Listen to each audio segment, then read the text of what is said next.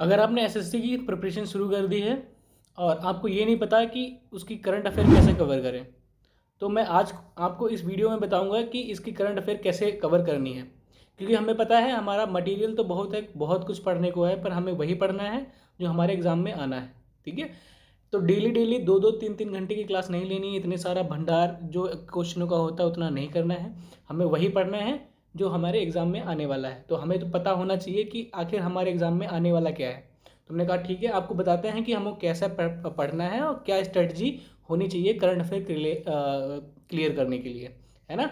तो पहली बात है, पहले हमारे माइंड में कौन सी बात होनी चाहिए, ये व्हाट टू स्टडी और व्हाट नॉट टू स्टडी, हमें क्या पढ़ना है और क्या नहीं पढ़ना है। ठीक है, दूसरी बात क्या ध्यान रखनी है आपको, focused on minimum time and maximum gain. क्या करना है कि कम से कम समय में ज़्यादा से ज़्यादा हमें कंटेंट मिल सके।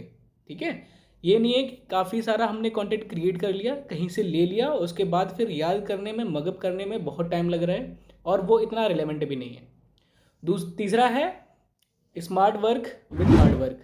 क्या करना है कि हमें एक टॉपिक वाइज, जो हमें एग्जाम में रिपीटेडली जिस टॉपिक पे क्वेश्चंस बन रहे हैं वही चीज़ हमें क्या करनी है, पढ़नी है। ठीक है, तो हम देखते हैं कि आखिर किस पे क्वेश्चन ज़्यादा बनते हैं। ठीक है, तो चलते हैं, तो चलिए देखते हैं कि करंट अफेयर में हमें कवर क्या करना है। तो पहला क्या है, गवर्नमेंट पॉलिसी एंड स्कीम। तो हमें जितने भी करंट अफेयर में जो भी गवर्नमेंट स्कीम आएगी या उसकी पॉलिसी आएगी उसको हम ओवरव्यू देखेंगे, पूरी डिटेल में नहीं जाएंगे, थोड़ा देखेंगे और ये देखेंगे ये किस मिनिस्ट्री के अंदर आता है, किस मंत्रालय के अंदर आता है, और इसका एक्चुअल में थोड़ा बड़ा देख लेते हैं कि ये काम क्या करता है, जो भी स्कीम है या फिर जो भी पॉलिसी है। ठीक है, तो पहली चीज़ ये हो गई।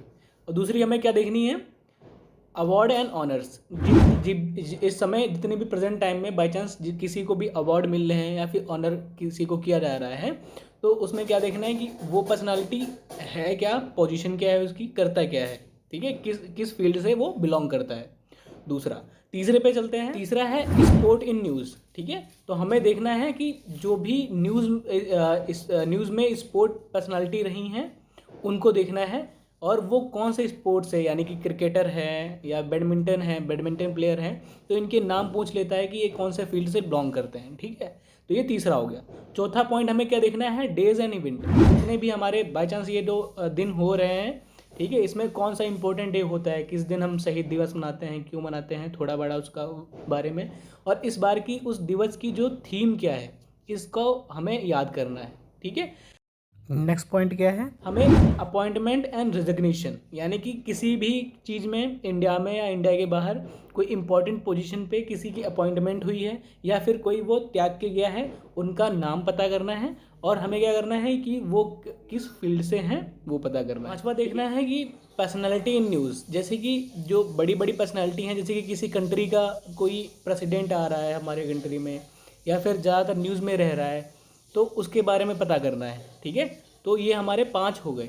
और सिक्स्थ पॉइंट क्या है कि जो भी डिफेंस की चीज़ें हो रही हैं हमारे में, डिफेंस की चीज़ें जैसे कि कोई भी एक्सरसाइज हो रही है या फिर कहीं से हम कोई भी चीज़ जैसे एरोप्लेन, एयरक्राफ्ट या फिर सबमरीन कहीं से ख़रीद रहे हैं, तो इसके बारे में थोड़ा ओवरव्यू पता होना चाहिए।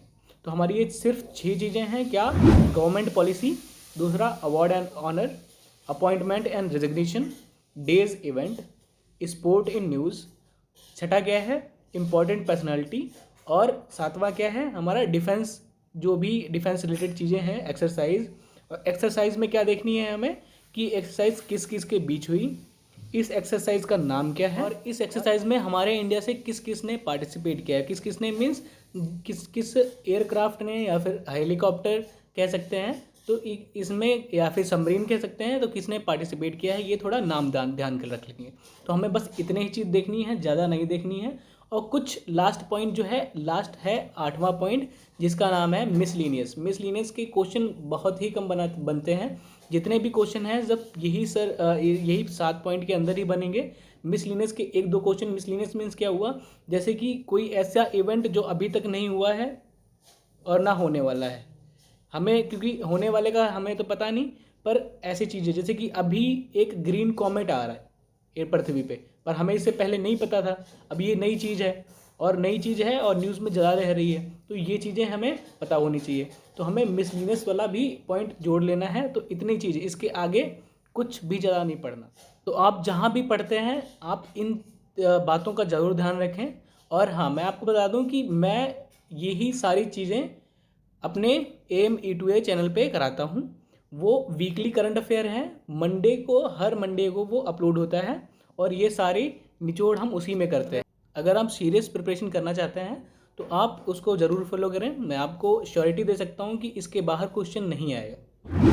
तब तक के लिए जय हिंद, मिलते हैं नेक्स्ट लेक्चर में।